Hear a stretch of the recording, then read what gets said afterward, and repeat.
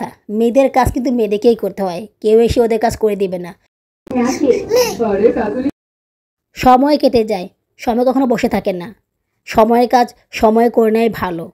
সময়টাকে যদি সঠিকভাবে ইউটিলাইজ করতে পারি তাহলে কাজ যেমন এগিয়ে যাবে, ঠিক তেমনই আমাদের মনটাও অনেক ভালো থাকবে।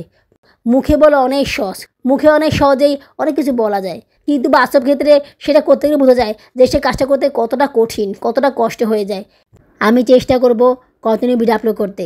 যদি আমি ভিডিও আপলোড করতে না পারি তাহলে তোমরা আমাকে কমেন্টসে বকা দিবা, আমার সাথে রাগ করবা। তখন অবশ্য ওনারা এই কথাটা বুঝতে পারিনি, কিন্তু এখন হারারে বুঝতে পারছি কেন উনি এই কথাটা বলেছেন। পুরুষ মানুষকে খুশি করা এটা আসলে অনেক কঠিন কাজ। পুরুষ মানুষেরা সহজে খুশি হয় না। ওদের জন্য যত করো ততই বলে যে আরও করো, করা হয়নি। সিজারের রোগীদের সব কাজেই কষ্ট, ওরা চাইলেই সব কাজ করতে পারে না। যে কোনো জিনিস পরিষ্কার করে রাখলে সেগুলো ময়লা কম হয়, সহজে নোংরা হয় না।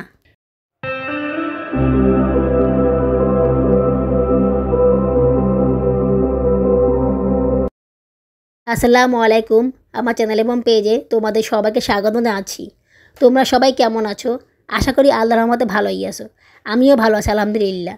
দেশ এবং বিদেশ থেকে যারা আমার ভিডিওটি দেখতেছো তাদের সবাইকে জানাই আমার পক্ষ থেকে আন্তরিক অভিনন্দন ও ভালোবাসা। নতুন আরও একটি ব্লগ নিয়ে আবার তোমাদের সামনে হাজির হলাম। ঘরের অবস্থা অনেক খারাপ হয়ে গিয়েছে, দেখতেছো বারান্দার কী অবস্থা। এই যে বারান্দা সে কবে যে মুছেছিলাম, এরপর আর মোছা হয়নি। আসলে ঘর মোছা হয় না, বারান্দা কীভাবে মুছবো, আর ঘর মোছার জন্য লাঠিও নেই, তো হাত দিয়ে মুছতে তো অনেক সময় কষ্ট হয়ে যায়, সময়ও লাগে, এই কারণে আর মোছাও হয় না, যার কারণে বারান্দাটা এত ময়লা হয়ে গিয়েছে। তো আমি ঠিক করেছি যখন ঘর মুছবো তখন বারান্দাটা মুছে ফেলবো, আর একদমই মুছতে না পারলে পা দিয়ে মুছে দেবো, তারপরেও এভাবে করে ময়লা রাখবো না। ঘর ঝাড়ু দিতে অনেক সময় লাগে, অনেক কষ্ট হয়ে যায়, কারণ ঘরের মধ্যে অনেক ময়লা জমে যায়। হ্যাঁ, এই রুমটা প্রতিদিন ঝাড়ু দিই, তারপর অনেক ময়লা হয়ে যায়।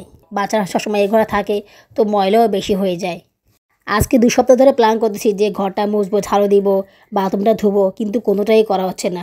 মানে এই যে ঘুরতে গেলাম আসলাম, তারপরে গত সপ্তাহে কিছুই করা হলো না। মনে করে যে কাজ করলে অনেক কাজ করা যায়, অনেক কাজ করতে পারে, কিন্তু কাজ না করলে সেই কাজটা ধরতেই ইচ্ছা করে না, একদমই করতে ইচ্ছা করে না।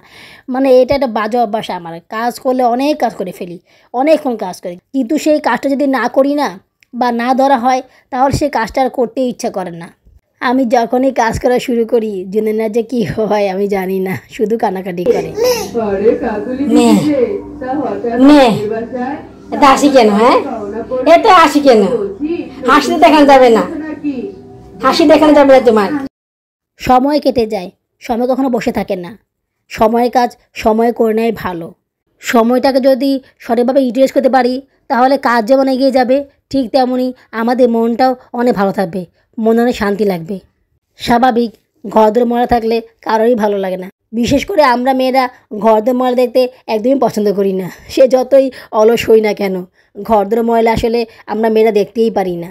দেখো, টুকটাক যত খেলনা সব খাটের নিচে ফেলে দেয়। মানে খেলনা দিলে সেই খেলনাগুলোরে কোথায় কোথায় রাখে, মানে মাথা নষ্ট হয়ে যায়। এগুলো যে কতবার উঠায়, কতবার যে ওরা নামায়, মানে হিসাব নাই।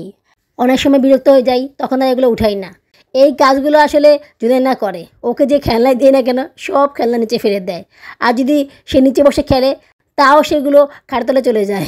মানে ওকে খেলনা দিলে 5 মিনিটের মধ্যে ধুয়ে দাও, সে খেলনাটা নাই, কোথায় হারিয়ে যায় সেটা টেরই পাওয়া যায় না। সাউদা অনেক সময় এরকম করে, তবে জুনেনা বেশি করে। আজকে যায়নি, স্কুল বন্ধ, তাই ঠিক করেছি আজকে পুরো ঘর ঝাড়ু দিয়ে মুছে তারপরে বাথরুমটা ধুয়ে নিব। বাথরুমটার অবস্থা অনেক খারাপ হয়ে গিয়েছে, বাথরুমটা আজকে ধুতেই হবে, কোনো আলসামি না। আলসামি করতে করতে অনেক সময় পার করে ফেলেছি। আসলে কাজ করলেই হয়। আর একটা কথা, মেয়েদের কাজ কিন্তু মেয়েদেরকেই করতে হয়, কেউ এসে ওদের কাজ করে দেবে না। যতই আমরা বলি না কেন ছেলে মেয়ে সবার সমান অধিকার, মেয়েদের কাজগুলো ছেলেরাও করতে পারে, এগুলো আসলে আমরা নিজের মতো থেকে সান্ত্বনা দিই। আমরা ভালো করেই জানি যে এই কাজগুলো ছেলেরা করবে না। ম্যাক্সিমাম পুরুষরাই ঘরের কাজ করতে চায় না, করে না, তো সেই কাজগুলো মেয়েদেরই করতে হয়। তারপরে যে আমরা মেয়েরা কেন তো অলস হই, কেন যে আশা করি সেটা আমরা জানি না। বাবুর আব্বু ঘর মুছে না, সেই কবে ঘর মুছেছে আর কোনো খবর নেই। উনি প্রায় সময় বলে পুরো ঘর সম্পূর্ণ ঝাড়ু দিয়ে রাখো, আমি সে মুছে দিব। তারপর যখন উনি আসে ওনাকে বলি, ব্যাস ওনার মেজাজ গরম হয়ে যায়, উনি ঘর মুছবে না, ওনার সমস্যা বা কালকে মুছবে, এরকম করে এক্সকিউজ করে। তারপরে যখনই হঠাৎ করে ওনার ঘর মুছতে মন চায় উনি ঘর মুছতে যায়, আর আমার সাথে চেঁচিলি করে যে আমি কেন ঘর ঝাড়ু দিলাম না। আরে বাবা, তুমি কি আমাকে বলেছিলে যে ঘরটা ঝাড়ু দিয়ে রাতে তুমি ঘর মুছবা? তাছাড়া আমি আমার সময় অনুযায়ী ঘর ঝাড়ু দিই। আমি সকালবেলা যখন বাচ্চারা ঘুমিয়ে থাকে তখন ঘর ঝাড়ু দিই। তারপরে তো ঘরটা মল হয়, তাই না? তারপরে তো আর ঘর ঝাড়ু দেওয়ার সময় হয় না। জামাইকে নিয়ে স্কুলে যাই, বাচ্চাদেরকে খাবার খাওয়াই, স্কুল থেকে এসে আবার ওদেরকে খাবার খাওয়াতে হয়। তো এইসব কাজ করতে করতেই তো সময় চলে যায়। আর যদি আমি তখন ঘর ঝাড়ু দিইও, সেটা করতে অনেক সময় লেগে যায়, কারণ বাচ্চারা খুব ডিস্টার্ব করে। ওদের জন্য ঠিকভাবে ঘর ঝাড়ু দেওয়াও যায় না। এই যেমন আজকে বন্ধ, তাই ঘর ঝাড়ু দিতে পারতেছি, তারপরে অনেক সময় লেগে যাচ্ছে ঘর ঝাড়ু দিতে। আজকে আর রান্না করব না, কাকে লাউ তরকারি রান্না করেছিলাম তো সেগুলোই রয়ে গেছে, সেগুলো দিয়ে আজকে খেয়ে নিব। রান্নাবান্না করার ঝামেলা আজকে আর করতে পারবো না। আপুরা, তোমরা যারা এখন পর্যন্ত আমার ভিডিওটি দেখতেছো কিন্তু একটা লাইক করোনি, তারা প্লিজ একটা লাইক করে দিও। লাইক করে দিলে কাজ করার উৎসাহ অনেক গুণ বেড়ে যায়। আর যদি খুব বেশি ভালো লেগে থাকে তাহলে আমার এই চ্যানেলকে সাবস্ক্রাইব করে আমাকে আপন করে নিও। ভিডিওটি সম্পূর্ণ দেখার পরে একটা কমেন্টস করে দিও। তোমাদের একটা কমেন্টস আমাকে কাজ করার জন্য অনেক বেশি অনুপ্রাণিত করে, তাই কমেন্টস করতে ভুলে যেও না কিন্তু। আমি চেষ্টা করব কন্টিনিউ ভিডিও আপলোড করতে। যদি আমি ভিডিও আপলোড করতে না পারি তাহলে তোমরা আমাকে কমেন্টসে বকা দিবা, আমার সাথে রাগ করবা। এরকম করলে ভালো হবে আমার জন্য। তোমাদের বকা খেলে আমি কন্টিনিউ ভিডিও ছাড়বো। আসলে না, আমি অনেক সময় অলস হয়ে যাই, কি করব, মানে ভালো লাগে না অনেক কিছু। আমরা মেয়েরা অনেক কাজেরই মূল্যায়ন পাই না। এত কষ্ট করে সারাদিন ঘরে কাজ করি, তারপরও শুনতে হয় যে কোনো কাজ করি না। কোনো মূল্যায়ন, এতটুকু সম্মান, এতটুকু ভালোবাসা আমরা অনেক মেয়েরাই পাই না। তারপরও যে কাজ করি না তা না, কাজ করি, কাজ করতে হয়। সন্তানদের মুখের দিকে তাকিয়ে কাজ করতে হয়, কিন্তু না, সে কাজের একটা আগ্রহ, যে একটা স্পার্ক, সেটা কাজ করে না। মনে হয় যে কাজ করতে হবে, এই জন্য কাজ করি। একটু আগ্রহ দিয়ে যে কাজ করা, সেটা করতে পারি না, সেটা করতে ইচ্ছা করে না। হ্যাঁ, যে কোনো কাজ করি সেটা অনেক সুন্দরভাবে আগ্রহ করে মনোযোগ দিয়ে সুন্দরভাবে করার চেষ্টা করি, কিন্তু মন থেকে না সেই জিলটা আসে না, সেই স্পার্কটা না বেশি করে আসে না। কোথাও যেন একটা খুঁত রয়ে যায়, কোথাও যেন একটা মানে মানে কি বলবো, মানে থেমে যাই আমি, যে আমি কেন কাজ করব, আমি কাজ করব কেন, মানে একটা মানে অনীহা কাজ করে। ঘরের পাপোশগুলো ভিজিয়ে রাখলাম। আমার পাকঘরে পাপোশ দুইটা, একটা সিঙ্কের সামনে আর একটা দরজার সামনে। এই দুটো পাপোশ আমি সবসময় ইউজ করি। তো এগুলো আবার ধুতে হয়, তো এগুলো আবার ভিজিয়ে রাখা হয় না, এই কারণে ধোয়াও হয় না। এখন ভিজিয়ে রাখতেছি, বাবার বউ যদি ধোয় তো ধুলো, না ধুলে আমাকে ধুতে হবে। উনি তো আবার এসব পাপোশ ধুতে চান না, অনেক বিরক্ত হন এগুলো ভিজিয়ে রাখলে, কিন্তু কী করবো, ধুতে তো হবেই। বাচ্চাদের কিছু কাপড় হুলপাড়াতে ভিজিয়ে রেখেছিলাম, সেগুলো এখন ধুয়ে দিচ্ছি। বাথরুম ধোয়ার সময় কাপড় চোপড় ধুলে আরও বেশি দেরি হয়ে যাবে, পরে আর বাথরুম ধুতে ইচ্ছা করবে না, এই কারণে আগেই ধুয়ে নিচ্ছি। কাপড়গুলো ধোয়া হয়ে গেলে পুরো ঘরটা ভালো করে মুছে নিব। ঘর মোছার মপ এখনও কেনা হয়নি। জায়নের জন্মদিনের জন্য টাকা জমাচ্ছি, সেই টাকা জমানো হয়ে গেলে তারপরে মপ কিনবো, যা যা লাগে সব কিনবো। মানে আমি অতিষ্ঠ হয়ে গিয়েছি, এইটা নাই সেটা নাই, এটা কিনতে হবে সেটা কিনতে হবে, মানে কোনটা ছেড়ে কোনটা করব। এদিকে জন্মদিনটা স্কিপ করতে পারছি না, ছেলেটা আশা নিয়ে বসে আছে, জন্মদিনটা আমাকে পালন করতেই হচ্ছে। মানে কি যে বলবো আমি, বলার ভাষা নেই। তোমরা দেখেছো না যে আমি একটা ব্যাগ কাঁধে নিয়ে স্কুলে যাই, সেই ব্যাগের মধ্যে পানির বোতল রাখি, চায়ের ফ্লাক্স রাখি, তো সেই ব্যাগটাও ছিঁড়ে গিয়েছে। এখন এই সেলাই করতে গেলে তো অনেক টাকা লাগবে, সেই টাকা দিয়ে তো একটা ব্যাগই কেনা যায়। এই ব্যাগটার দাম আসলে খুব বেশি ছিল না, তো আরেকটা ব্যাগ কিনতে হবে, মানে ব্যাগটা আমাকে কিনতেই হবে, আর দুটো পায়জামা কিনতে হবে। এদিকে আমার দাঁতে ব্যথা, তো সেটাও এক্সরে করাতে হবে। মনে করো যে একসাথে এতগুলো কীভাবে করব, বাবুরাবুকে বলতে বলতে আমার মুখ ব্যথা হয়ে গিয়েছে, আমি আর কিছু বলবো না। মানে উনি, আমি জানি না আসলে উনি আমার সাথে কেন এরকম করতেছে। আপুরা, আমি অনেক চেষ্টা করি কিন্তু আমি কখনোই সব কাজ কমপ্লিট করতে পারি না। উনি আসার আগে সব কাজ কমপ্লিট করতে পারি না, কিভাবে করব, সারাদিন তো কাজ করেই সময় জায়গা। এই দেখো না, আমি যদি সত্যি সত্যি প্রতিদিন চ্যানেলে ভিডিও আপলোড করতাম তাও তো হতো, আমি তো সেটাও করতে পারি না। ঘরের কাজ করার জন্য আমি অন্য কাজগুলো করতে পারি না। বাচ্চাদের টেক কেয়ার করতেই অনেক সময় লেগে যায়, রান্না করতে তো সময় লাগেই। তো সব মিলিয়ে আমি কুলিয়ে উঠতে পারি না। আমার এই সমস্যাটা উনি কেন বোঝে না, উনি কেন বোঝে না যে আমার কত কষ্ট হয় কাজ করতে।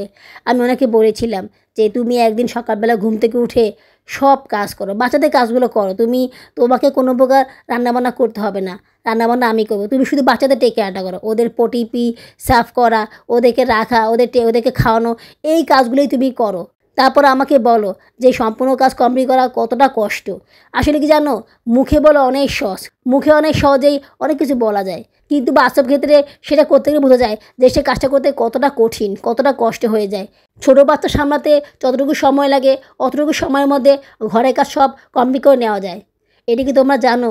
যারা বাচ্চার মা তারা জানো যে বাচ্চা সামলাতে কত বেশি সময় লাগে। ওই সময়ে ঘরে সব কাজ করে নেওয়া যায়, বাচ্চা সামলাতে গেলে অনেক বেশি সময় লাগে।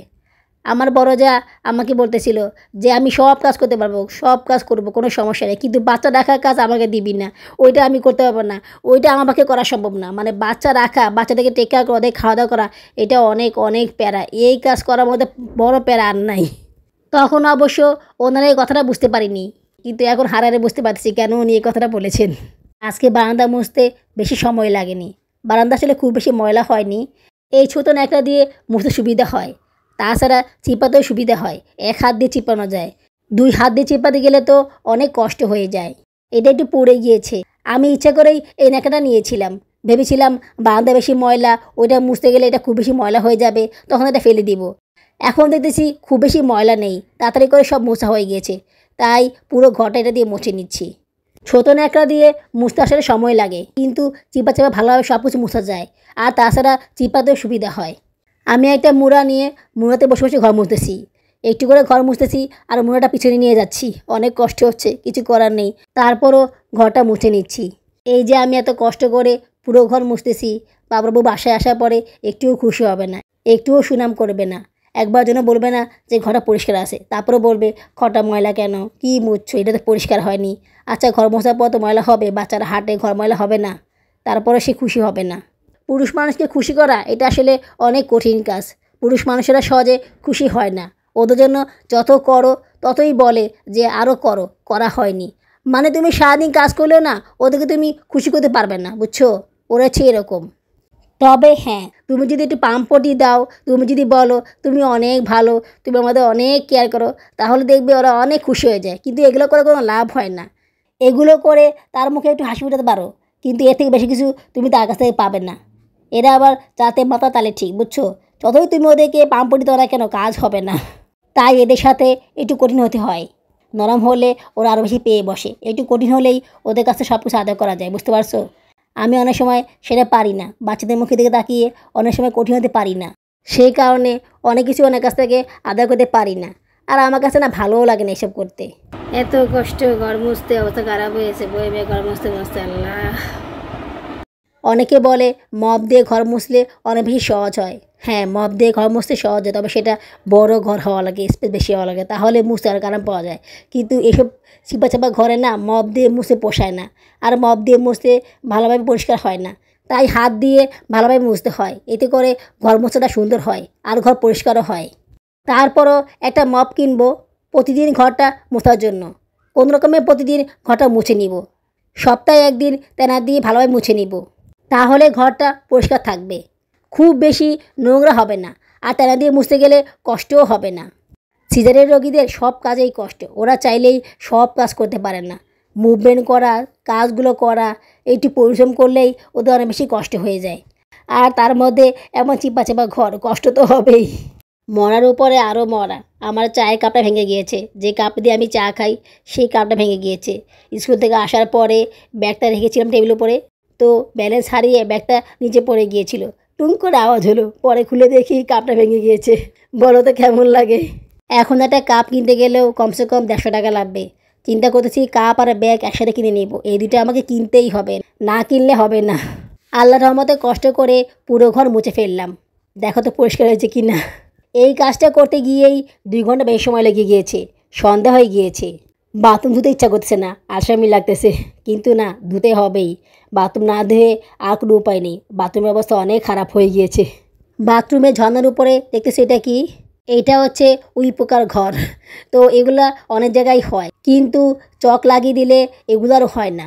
চক লাগিয়ে দিলাম, সবার আগে এই কাজটাই করে নিলাম, না হলে পরে আর এই কাজগুলো করতে মনে থাকে না।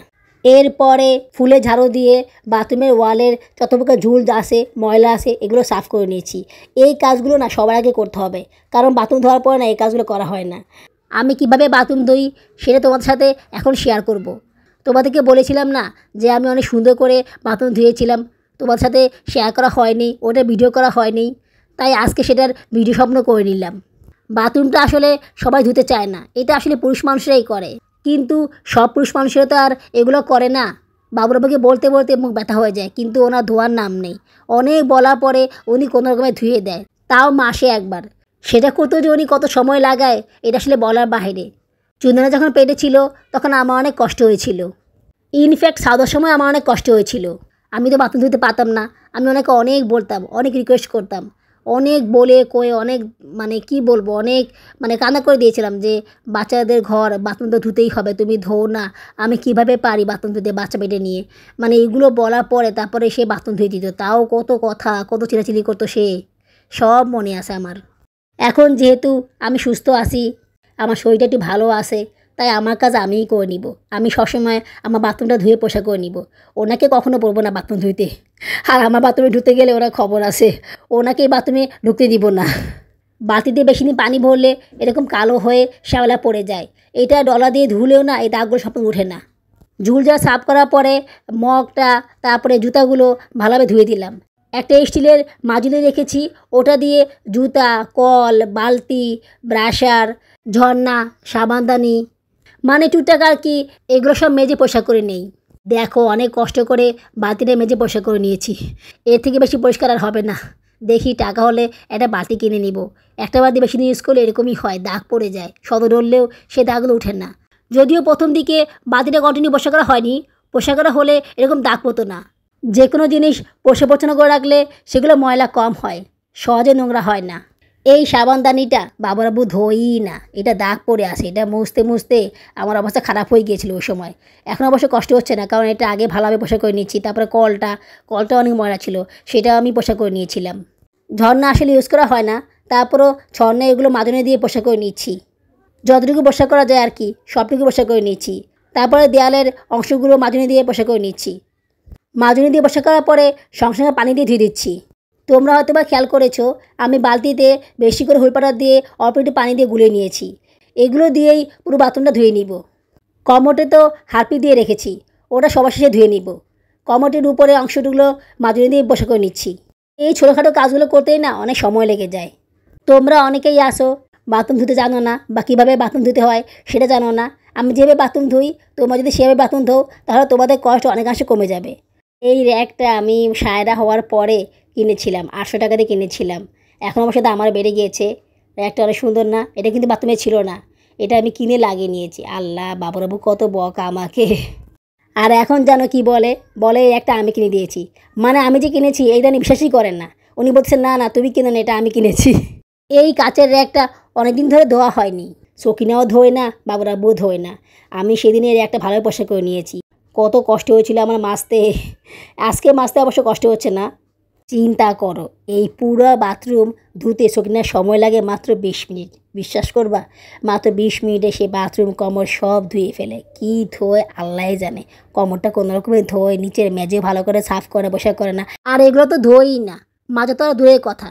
আমি বলি তুমি শুধু বাথরুম ধো, তোমাকে আর কোনো কাজ করতে হবে না। তুমি এক কাজ করো, বাথরুমই ধো, ভালোভাবে ধো, একটু সময় দিয়ে ধো। কী লাভ? কোনো লাভ হয় না। এক কাজ করলেও যা, 2 কাজ করলেও তা। তার 20 মিনিট সময় লাগে বাথরুম ধুতে। এর বেশি সময় তার বাথরুম ধুতে লাগে না। বাবুরাবু ধুতে লাগে আধা ঘন্টা, উনি তো 10 মিনিট বেশি নেয়। এই যা পার্থক্য।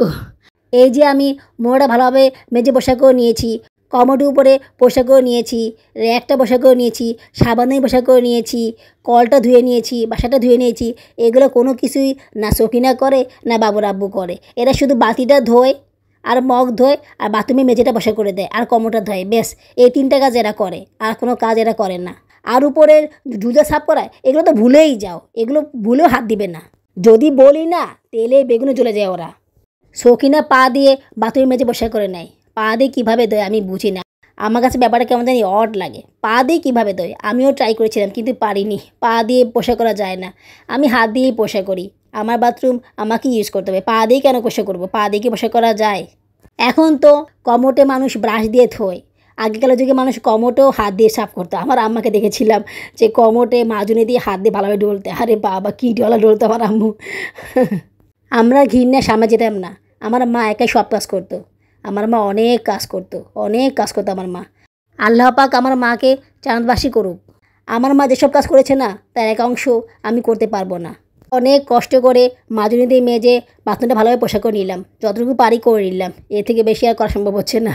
সবার শেষে হুইলপাটারের বাতিটাও ভালোভাবে পোষা করে নিলাম। যে ব্রাশ দিয়ে কমোটা ধুবো না, সেই ব্রাশের উপরটা ভালোভাবে মেজে পোষা করে নিয়েছি। দেখো, বাথরুমে বাসারের মুখখানেই, ওটার মুখে বাবা খুলে যায়, তাই ওটা ফেলে দিয়েছি। এখন বলতে সেটা কিনে দিতে, সেটা কিনে দেয় না। কতদিন ধরে এভাবে করে আমরা ইউজ করতেছি, কিন্তু সে একটা বাসা কিনে দেয় না। বলো তো কেমন লাগে এরকম করলে? আমি আর কদিক দিয়ে করবো, কদিক দিয়ে সামলাবো? এত দিক দিয়ে করা কি আমার পক্ষে সম্ভব বলো আপুরা? আমার কি ইনকাম আছে যে আমি চাইলে সব কিছু করতে পারবো? কমোডটা পোষা করার পরে কমোডের ভিতরে ব্রাশ দিয়ে ভালোভাবে ডলে নিয়েছি। অনেক সময় কি হাই কমোডের ভিতরে ময়লাগুলো যায় না, ওগুলো রয়ে যায়, তো ওগুলো আমি ছোটো ব্রাশ দিয়ে ভালোভাবে পোষা করে নিই। এই তো আমার বাথরুম ধোয়া সব শেষ, তোমাদেরকে সব দেখালাম। কেমন হলো আমার বাথরুম ধোয়া আমাকে অবশ্যই কমেন্টস করে জানাবে। তোমরা তো জানো যে আমার হাতে ব্যথা, অনেক কষ্ট করে বাথরুমে মেজে পোষা করে নিয়েছি। মাজার পরও তো হাতে ব্যথা করতেছে, কী করবো বলো? কিছু করার নেই, ধুতে হবে। মেয়েদের কাজ মেয়েদেরকেই করতে হয়, অন্য কেউ এসে ওদের কাজ করে দিবে না। আজ এইটুকুই, আগামী ব্লগে দেখা হবে। আল্লাহ হাফেজ।